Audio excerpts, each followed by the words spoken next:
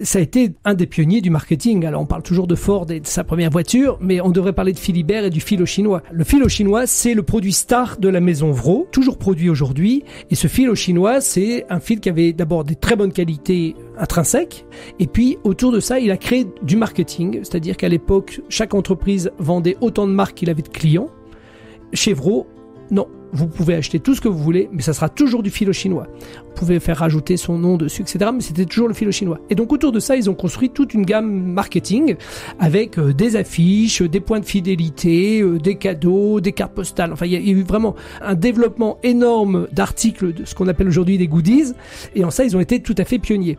Et en plus de ça, au sein même de l'entreprise, ils avaient développé des conditions sociales supérieures à ce qui se faisait par ailleurs. Ils ont été aussi novateurs avec des sortes de caisses semblant de sécurité sociale, des caisses d'aide pour le personnel, faire en sorte que les femmes ne travaillent pas la nuit, ne travaillent pas le week-end.